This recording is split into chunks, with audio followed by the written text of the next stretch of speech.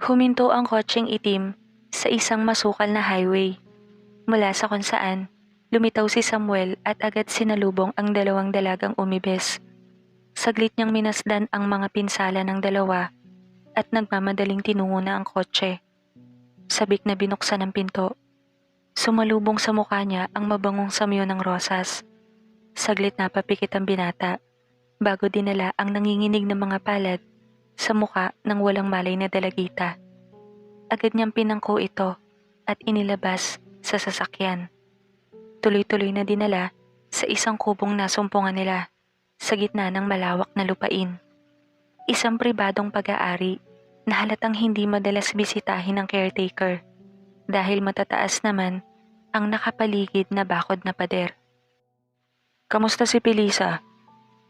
Tanong ni Dario kay Lorena at Aida habang sinusundan ng tingin ang anak na bitbit ang dalagitang napakabango sa ilong ng samyo.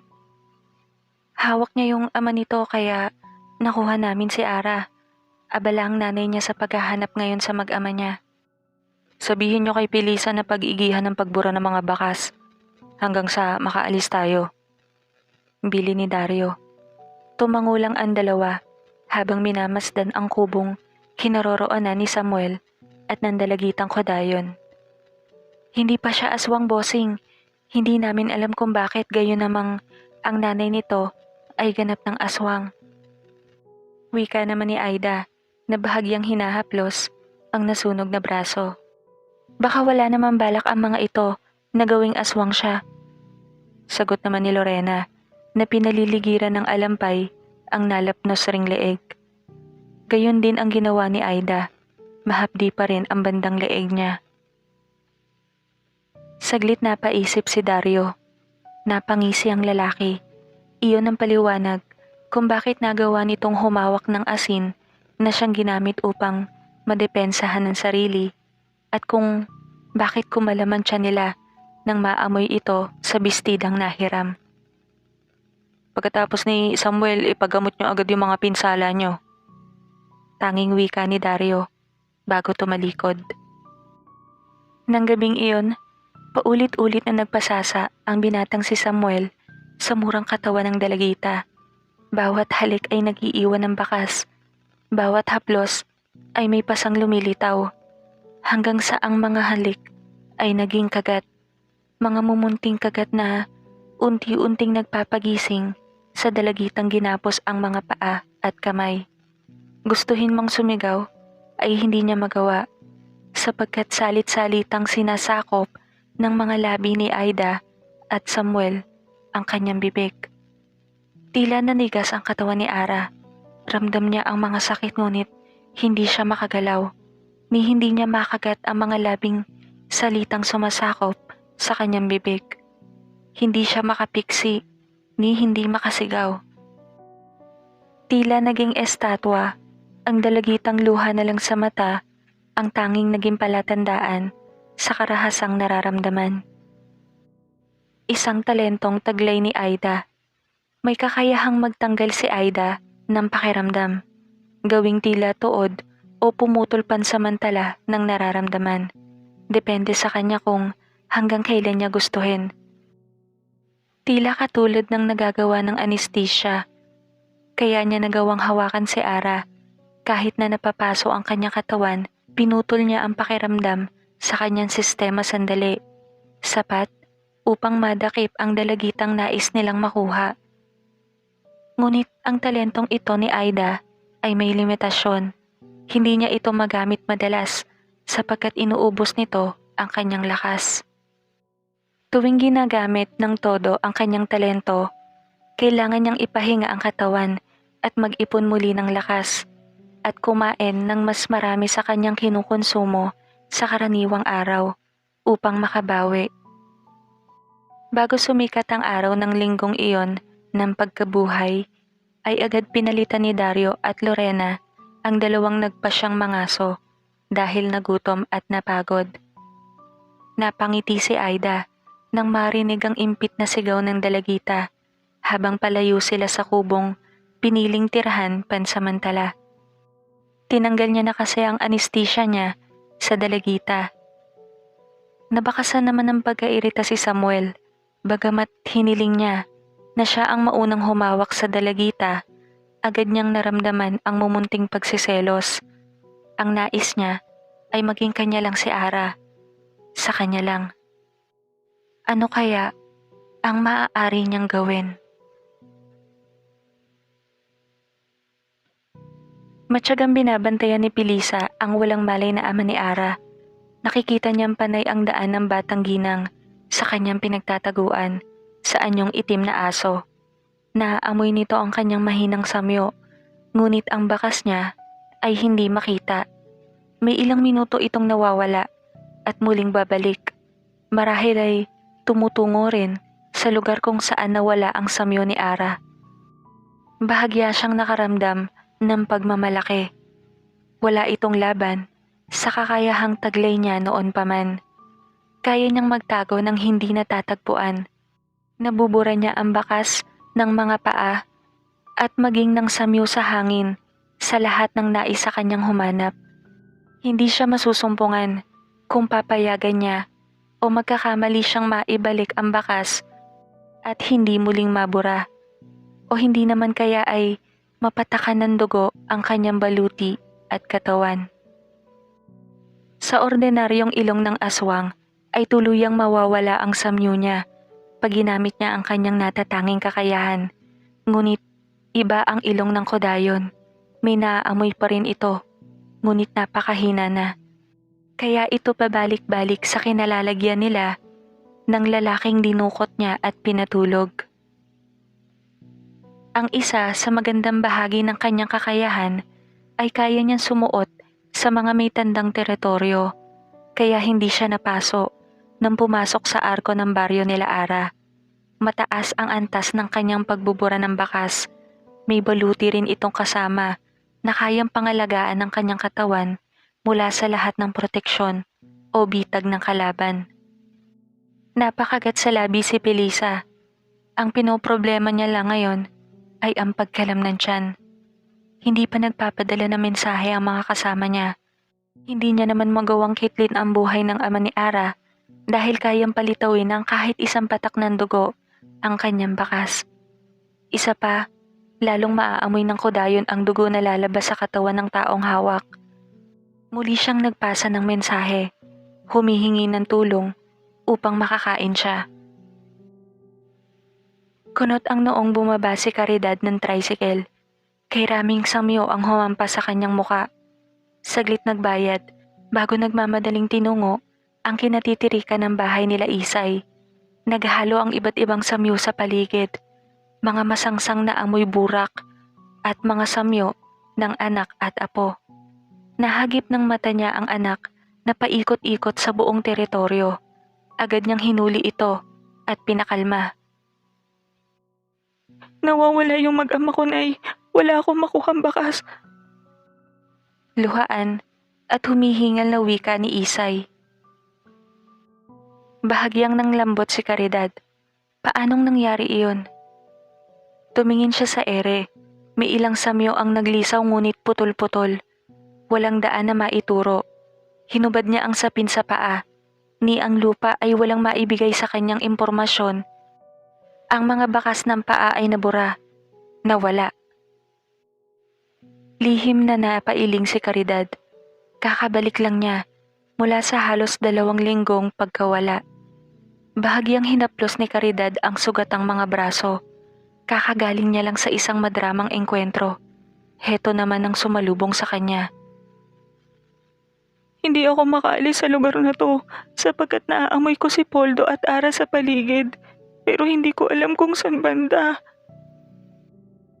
Halos mawala sa sarili na wika ng batang ginang. Kilala niya si Isay, ang asawa nito at si Ara ang kahinaan nito. Hindi ito nakakapag-isip ng matino kapag nag-aalala. Tulungan mo ko, Nay.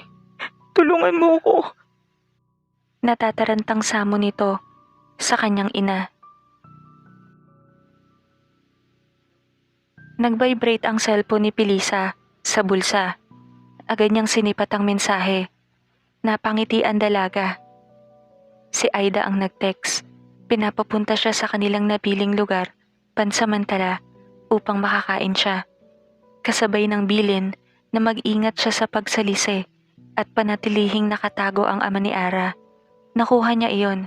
Kung hindi makita ng nanay ni Ara ang asawa nito, hati ang isip ni Isay kung sino ang uunahing hanapin at nakikinita niyang bagamat malakas ang kapangyarihan at kakayahan ng kudayon, ang kahinaan nito ay ang mahal sa buhay, ang pamilya.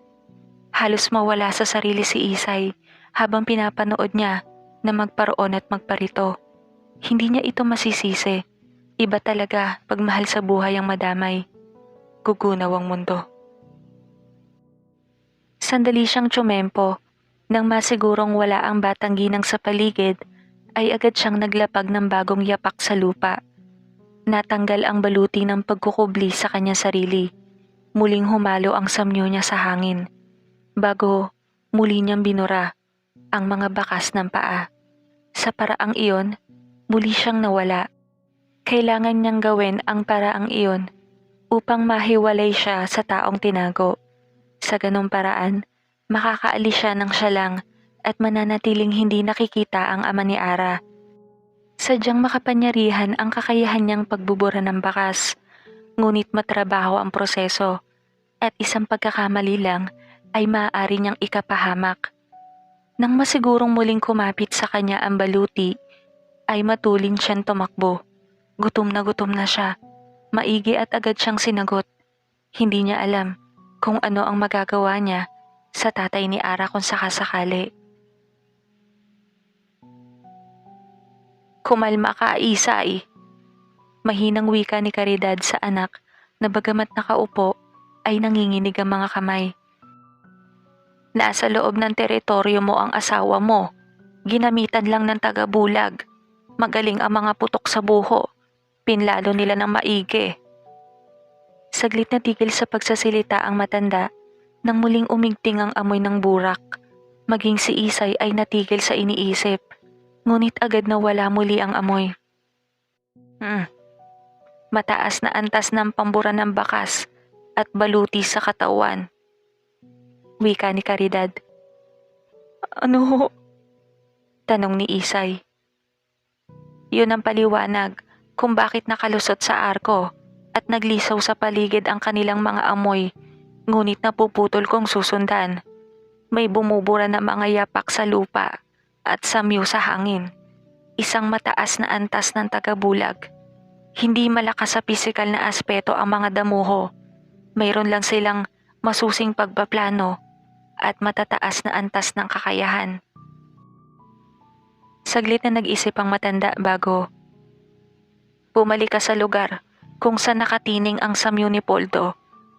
Siya ang unang dinukot. May kukunin lang ako sa bahay. Wika ni Caridad na mabilis tumakbo. Sumunod naman si Isay sa utos ng ina. 3 lalaking walang malay ang dala ni Aida na agad dinala sa likod ng kubo, kung saan mas makakapal ang puno at madadawag ang nagtataasang talahib. Doon, agad pinagsalusaluhan ni Samuel, Lorena at Dario. Si Aida naman ay nagbantay sa nakatali pa ring si Ara. Nilamog ang buong katawan sa dami ng mga pasa at sugat. Napangisi si Aida sa dalagitang masama ang tingin sa kanya. Kung totoo lang ang kasabihan na nakakamatay ang tingin, malamang ay tumimbuwang na siya. Kasalanan mo yan. Hindi ka nagpayanggaw noon. Di sana'y hindi ka namin kayang lapitan. Paninisi pa nito sa dalagitang panay ang agos ng luha sa pisngi. Bumukas ang pinto at iniluwa niyon si Pilisang abot-abot ang hingal. Ngunit hindi natinag ang masamang tingin ni Ara kay Aida. Oh, kamusta? Maingat ka ba? Wika ni Aida sa kakarating lang na kasama. Natutok naman ang mata nito sa dalagitang lamog ang katawan. Hala naman, masyado niyo naman atang nilaro. Ba't nalamog naman ng ganyan? Wika nito. Umismid si Aida bago pinakita ang nakabalot na leeg sa kasama. Napangiwi naman si Pilisa. Gawa niya to. Nahirapan kami dyan na bitbitin patungo rito. Si Lorna naman nadali sa braso tsaka sa leeg. May baong asin na may kalamansi ang diputa. Saka kahit nakatali lumalaban yan, kaya ayan na pala niya. Kwento nito. Nahaplos na ba yan ni Bossing Samuel? Tanong ni Pilisa na ang tinutukoy ay ang mga sugat ni Aida. Oo, pero ilang araw pa bago tuluyang humilom. May sangkap na kalamansi yung asin eh. Buwisit na wika ni Aida. Napalunok si Pilisa habang minamasdan ang balingkinitang katawan ni Ara. Ang plano bukas, ipapasa mo muna sa akin yung pambura ng bakas. Ako muna ang titingin sa ama ni Ara. Tapos aalis na kayo dito sa Antipolo. Susunod na lang ako. Ako ang bahala sa ama niya. Wika ni Aida na ikinalaki ng mata ni Ara. Nalipat ang masamang tingin nito kay Pilisa na sa kanya rin nakatitig. Bahagyang napaatras si Pilisa sa nagbabagang mata na tila tumulos sa kanya. Mahal ka na rin niya. Nangaasar na wika ni Aida kay Pilisa bago hinarap ni Aida ang nakataling dalagita. Oo, tama ka. Nasa kamay rin namin ng ama mo at papatayin namin siya. Asar pa ni Aida bago tinuon ang mata kay Pilisang halos sa muka ang paghanga at takot. Kumain ka na, tapos ay saka ka bumalik. Pag-uusapan namin ang huling hakbang. Sasabihan ka uli namin. Pagtatapos ni Aida na agad sinagot ng pagtaliman ni Pilisa. Sa kanilang tatlo, siya ang utak, si Lorena ang pain at nangangaso dahil makarisma ito at si Pilisa ang tagabantay at tagalinis ng kalat.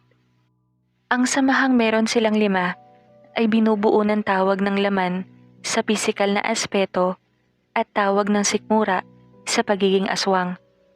Hindi sila ganon kalapit na 3, hindi tulad ng pagtingin nila sa mag-ama. Ang mag-ama para sa kanila ay tagapagligtas na sinusuklian nila ng tapat na pagsisilbi sa kung anong gusto nila Dario at Samuel. At siguro nga, pag-ibig. Samantalang ang samahang meron silang 3 nila Lorena at Pilisa ay tila manipis lang na pisi na maaaring mapigtal pag hiningi ng pagkakataon. Alam nila yon, sadyang pinagbubuklod lang sila ng nararamdamang pagmamahal sa mag-ama.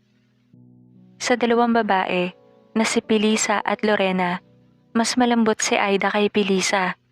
Bahagya kasi siyang naaawa rito dahil ito lagi ang pinakakawawa sa kanila. Tagasimot ng tira at tinatawag lang pag wala ng pagpipilian. Malakas ang kakayahan nito ngunit may pagkatonta. Nakikita niya rito ang kapatid niya dati na maagang nawala.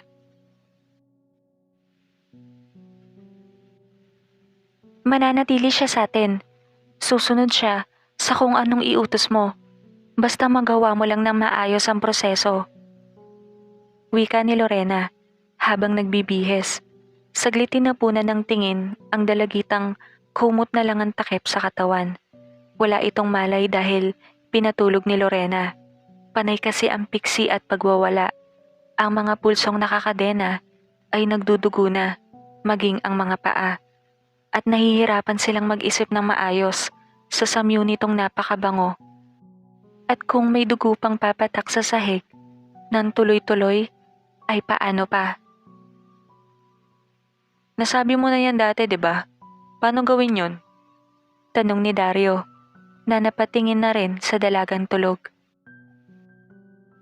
Kailangan mong humugot ng isang hibla ng buhok sa ulo niya, kasabay ng dasal na tinuro sa akin ng aking ina dati.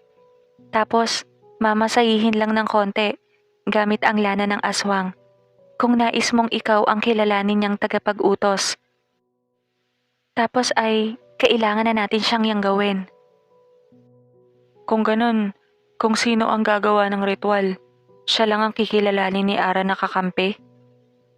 Kunot noong tanong ni Samuel. Oo, maaari tayong mahati sa 2 dahil hahatakin ni Ara ang kanyang pipiliin. Malakas siya, at hindi namin kakayaning sumabay kung sakali. Ni Lorena. Ako ang pinuno rito. Ako ang gagawa. Pasya ni Dario. Saglit na tumahimik. Napatingin ang tatlong babae sa bata nilang amo na saglit rin lumikot ang mga mata. Madali na yun kung hawak ko ang katinuan niya. Gawin na natin. Basag ni Dario sa katahimikan. Aalis na ako, bossing. Babalik na ako. Paalam naman ni Pilisa na agad lumabas ng kubo. May problema lang, bossing eh. Hindi ko kabisado yung dasal. Hindi ko rin sigurado kung alin ang dapat mauna. Ang gawin ng prosesong iyon o ang yang gawin siya. Pag-amin ni Lorena na bahagyang napayuko. Anong diferensya kung sakali? Tanong naman ni Dario. Hindi ko alam, bossing eh. Ito kasi ang mataas na antas ng paraang panggagayuma. Ang panggagayuma, nagagamot at may paraan upang mawala. Ang pagtanggal ng katinuan upang maangkin siya habang buhay ay wala. Wala na kasi siyang pagpapasya pag nagkataon. Didepende na lang si Ara sa kung sino ang gagawa ng prosesong iyon. Tsaka, syempre, lahat ng ritual, kailangan tama ang pagkakasunod-sunod para maganda rin ang kalabasan, di ba? Muling wika ni Lorena. Lumatag muli ang katahimikan bago muling nagsalita si Lorena. Para makasigurado, dadayo ako sa tiyahin ko sa Tanay. Sandali lang yon mga bossings. Babalik agad ako. Wala pa kasi silang cellphone kaya mahirap silang makausap. Tumangutango ang mag-ama, dahilan upang gumayak sandali si Lorena at mabilis na umalis. Tumindig naman si Aida at dinispat siya ang mga buto at bungo ng mga taong tinanghalian nilang 5 kanina. Tay, maaari ba kitang makausap? Wika ni Samuel na lumabas ng pinto at sinundan naman ni Dario. Nang wala nang natira sa munting kwarto, ay dahang-dahang nagmulat si Ara. Kanina pa siya gising. Lihim na nagtangis ang kanyang mga bagang. Mahapdi ang kanyang kasalanan at masakit pag ginagalaw ang bawat parte ng kanyang katawan. 1 araw at kalahati, hindi na niya kaya. Nakakasuka ang pambababoy na libangan ng mga ito. Hindi gaanong matagal ang pagpapatulog ni Lorena sa kanya. Kaya agad siyang nagising, sapat upang marinig ang lahat. Alam ni Ara ang prosesong iyon. Kailangan nilang gawin siyang aswang dahil nakikinikinita ng mga itong kung mananatili siyang purong tao ay may posibilidad na aksidenteng mapatay siya ng mga ito, lalo kung hindi agad makapangaso.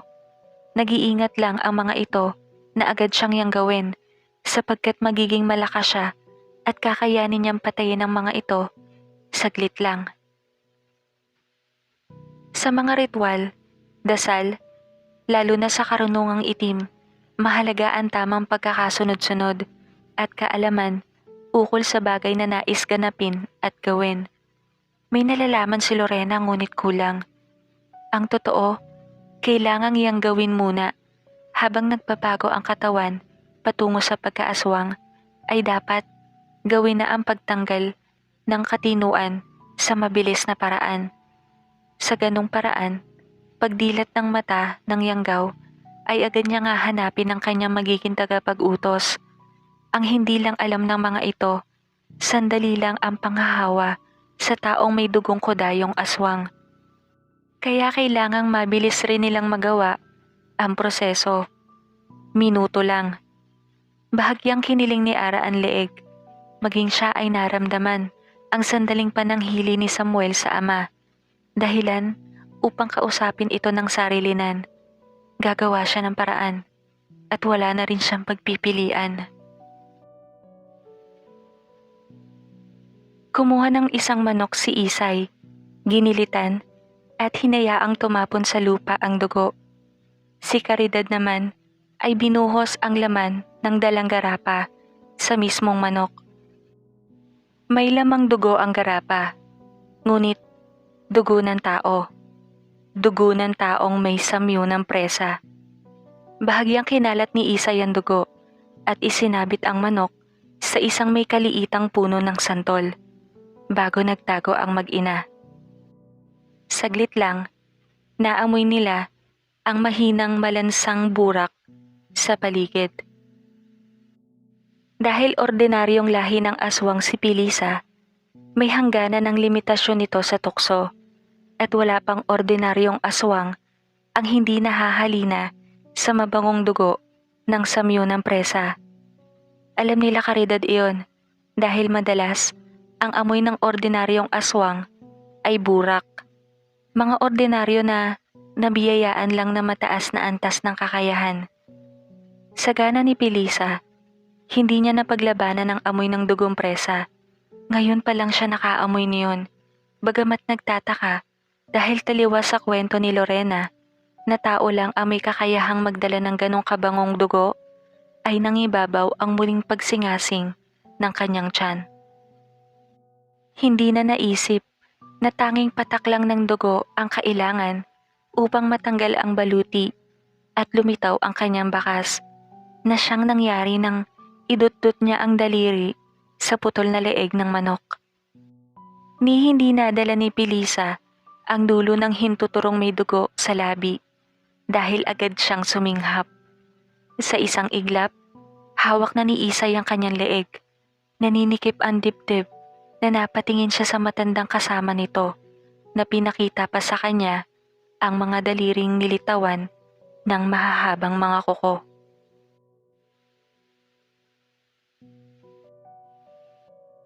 Matamang nakikinig naman si Dario sa sinasabi ni Aida, buhat sa labas ng kubo, nang mapagpasyahan ni Samuel na muling gamitin si Ara, na sa kanyang pagtataka ay gising. Tulala itong nakatingin sa bubong na pawid at panay ang taas-baba ng dibdib sa marahas na paghingal. Agad niyang kinumbabawan ito, sinibasib ng halik, at sa kauna-unahang pagkakataon, hindi ito pumalag. Bagamat nagtaka, saglit tinuloy ng binata ang pag-angkin sa hindi gumagalaw na dalaga. Bahagya pa siyang nagulat nang magsalita ito. Narinig ko ang lahat ng pinag-usapan niyo kanina. Mga tinig na nagpatigil kay Samuel. Agad niyang tinapat ang muka sa muka ni Ara. Matamang pinagmasdan ang muka nitong bagamat may mga sugat at pasa, ay angat pa rin ang angking kariktan. Bobo ang kuhaan niyo ng impormasyon. Wala siyang alam. Hindi sa huhugot ng hibla ng katinuan ako aamo, kundi sa yayanggaw sa akin. Alam ko ang tamang proseso. Mali ang sinasabi ng tonta niyong kasama. Halos mamaos at mahinang wika ni Ara. Saglit na pamaang si Samuel. Nagtaka sa mga sinabi ng dalagitang may tsokolating mata. Naisip niyang marahil ay sumuko na ito. Ano nga naman ba ang laban nito sa kanila? Lalo at alam nitong hindi siya matulungan ng inang aswang dahil sa kakayahan ni Pilisa. Wala na itong nakikitang paraan upang matakasan sila. Kaya tila sumuko na lang at handa nang mapabilang sa kanila bilang isang kodayong aswang. Ilang oras lang mula sa pangyayanggaw ang hihintayin bago tuluyang maging ganap akong kodayon. Saka lang maaaring tanggalin ang hibla ng katinuan sa ulo ko na sinasabi ng bobo niyong kasama. Sa mga oras na iyon ay tulog ako. Wala akong malay. Doon lang maaaring gawin ang pagtatanggal ng katinuan. Paliwanag pa nito. Bakit mo sinasabi ang mga bagay na ito? Tanong ng binata. Para rin sa'yo. Ano ba sa tingin mo ang gagawin ko kapag tuluyan akong nawala sa katinuan? Uubusin ko ang lahat ng makikita ko, maliban na lang sa yayanggaw sa akin. Yun ang totoo. Hindi kayo mahahati. Mauubos kayo. At isa lang ang ititira ko. Baka hindi pa nakakarating sa iyong kaalaman. Ang kodayon ay kumakain ng kapwa aswang. Kami lang ang nakakagawa noon sa lahat ng lahing aswang na nabubuhay. Kaya kami malakas at madalas ay makapangyarihan. Pinapapili kita ngayon, Samuel, maging hapunan ko o makasama ako. Natigilan ng lalaki, lalo na nang salubungin nito ang tsokolating mata ni Ara. Pag-isipan mo, pinal nitong wika. Hindi mapigilan ni Samuel ang mga tagpong tumakbo sa kanyang isip. Siya at si Ara, magkasama, magkaniig. Hindi ito nanlalaban sa kanya at kanyang-kanya lang. Naisip niya ang amang nasa labas, ngunit ama niya ito. Kasama niya noon pa man, magulang niya. Ilang lunok ang ginawa ni Samuel bago pinilig ang ulo. Anong mayroon sa dalagitang ito na sinusuhulan ng kanyang kahangalan at tuwirang pinapapili siya sa dalawang bagay na mahirap pagpasyahan? Ang nakakakilabot sa puntong ito ay nakapagdesisyon na ang lalaki. Nilamon na si Samuel ng marubdob na pagnanasa at pagkahumaling sa dalagitang may tsokolating mata.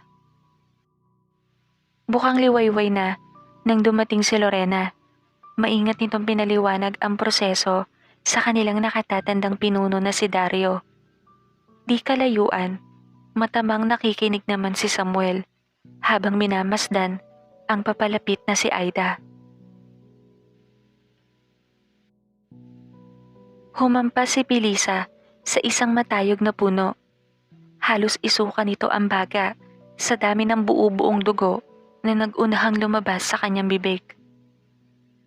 "Huwag mong tuluyan, pabola lang!" Sigaw ng matandang si Caridad nang hinagis ni Isay ang babae at sadyang pinatama sa puno. Nakalahad sa ere ang mga kamay ng matanda na parabang nag-aabang ng bolang ihahagis ng anak. "Asa ng mag-ama ko?" Nanlilisik ang matang wika ng batang ginang. Muli niya tong hinawakan sa leeg at nanggigigil na sinakal. "Patayin niyo na lang ako." Halos hindi makapagsalitang wika ni Pilisa. "Nako, mali ang sagot mo, bitch!" Susog ni Caridad. Kiniling ni Isay ang leeg at muling hinigpitan ng pagkakasakal. "Ilapag mo, Isay, nagugutom na ako." Muling salita ng matanda. Sa pagitan ng paghabol sa hininga ay gumuhit ang pagkalito sa mukha ni Pilisa. Tumawa ang matanda. "Bakit? Hindi mo alam? Pumapatos kami ng kapwa aswang." Nakapamewang na wika ni Caridad. Bumalatay ang takot sa mukha ni Pilisa. Wala itong maisagot kundi ang sunod-sunod na iling. "Totoo ang chismis, bitch. Wala kaming pili." Muling wika ni Caridad. "Mamili ka. Kainin ang buhay o ituro ang mag-ama ko." Nagbabanta naman na wika ni Isandra. Nang hindi kumilos o sumagot si Pilisa, ay agad tinapyasan ni Isay ng daliri sa paa ang babae. Hindi pa nakontento. Pinutol pa ulit ni Isay ang kaliwang paa nito at mabilis hinagis sa matandang kasama nito na agad namang sinalo, nginuya at mabilisang nilunok ang ilang parteng nakuha ng matanda. Ni hindi magawang humiyaw ng pobre sa sakit dahil sa kilabot na gumapang sa katawan. Tumango-tango na lang ito, hudyat, upang bitiwan na siya ng ginang. Lumagapak siya sa lupa at pagapang na tumungo sa isang puno hindi kalayuan. Mahinang ngumangalngal habang tinatanggal ang tagabulag sa asawa ni Isay. Tulog pa rin ang lalaki ngunit unti-unti nang nauubos ang tubig nito sa katawan. Isa sa masamang epekto ng mataas na antas ng tagabulag sa tao. Agad sinaklolohan ni Isay ang asawa, pinangko at dinala sa bahay. Dahil nahati ang atensyon ng dalawa, nagsaibon si Pilisa at mabilis na lumipad palayo. Tumutulo pa rin sa binti nito ang dugong hindi maampat. Saglit tinanaw ni Caridad ang ibong itim. Hindi ito makakalayo agad o magagamit ang pagbubura ng bakas. Tumutulo kasi sa paa nito ang masaganang dugo. Masusundan nila ito agad saan man magpunta. Mula sa bulsa ng suot na palda, inabot ni Lorena ang isang piraso ng papel na naglalaman ng dasal sa paghugot ng katinuan na siyang gagawin kay Ara. Pinaliwanag ni Lorena na pagkatulak ng itim na sisiw sa bibig ni Ara ay agad bigkasin ang dasal at siyang hugutin ang isang hibla ng buhok sa ulo nito. Saglit naman binasa at sinigurado ni Dario sa tulong ni Lorena kung tama ba ang kanyang pagkakabigkas. May ibang salita kasi, lalo at ibang lengguwahe, na nag-iiba ang kahulugan kapag mali ang bigkas. Wala sa sariling sinilip ni Samuel, si Ara nagising pa rin at makahulugan siyang minasdan. Pinigilan siya ng ama na gamutin ang lamog nitong katawan sa hindi niya malamang dahilan. Ngunit lahat ng pinsala nito ay gagaling kapag tuluyang naging aswang. Madaragdagan ng angkin nitong kariktan at parang ayaw niya na ang ama ang piliin nito. Hindi iyon mangyayari. Agad niyang pinasok ang silid at agad sinunggaban ang magang labi ng dalagita. Saglit hinalikan at ninamnam ang matamis nitong labi. Bago tinulak, gamit ang dila ang maliit na itim na sisiw na umahon sa kanyang lalamunan. Agad iyong tinanggap ni Ara bago maingat nitong tinapos ang halik at sinalubong ang paningin ng lalaki. "Sakin ka lang, Ara. Sakin ka lang." Wika ng binatang nalunod na sa nakakamarahuyong kariktan ng dalagita. Magandang araw. Ako po si Aling Maria. Ako lang. Ako pa rin. Ako ulit. Char. Ayan. At shoutout po tayo ulit. Ayan. Unang-una sa listahan. Shoutout sa'yo, Sir Manoy. Shoutout sa'yo, Ma'am Aubrey Delgado. Kay Ma'am Janice. Kay Miss D. Kay Rowena Rubianes. Kay Ma'am Mariam. Kay Kuya Leonardo Manalo. Kay Daisel Works. Kay Miss Shaggy. Kay Lori Villaruel. Kay Ma'am Timmy. Kay Amri Rebong. Kay Alvin Samsona. Kay Ma'am Melanie Paison. Kay Nit Serena. Kay Nikki Adona. Kay Emmanuel Dario. Kay Ma'am Honey Jane Owens. Kay Chari Hill Tulod. Kay Jay Season. Kay Daisel Works. Maraming salamat ulit, Daisel Works. Salamat po. Kay Jet Perry. Kay Rosana Adi. Mr. Line. Kay Kevin Joseph Rivera. Kay Mona Lisa Tabora. Kay Mikay Constancia. Kay Maria de la Cruz. Kay Hannah May Galam. Kay Althea Jane. Kay Marcado. Kay Eric Dayahan. Kay Ma'am Opelia Comilang. Kay Jean DC. Marami pong salamat, Jean DC. Kay Ruby Risa. Kay Bin. Kay Lee Merv. Kay Nathan Guerrero. Kay Ma'am Erisa Miguel. Kay Crypt Keeper. Kay Jerry Martinez. Kay Ang Palatandaan. Kay Jem Buriol. Kay Joshua Solis. Kay Flor de Risa Quizon. Kay Melanie Cabukos. Kay Joanne Shera. Kay The Marilyn's Channel. Kay Jerho Jero. Kay Sid Masuela. At kay Sir Ralph Puno. Iyon lang po muna sa ngayon. Pasensya na po talaga sa manok. Yun.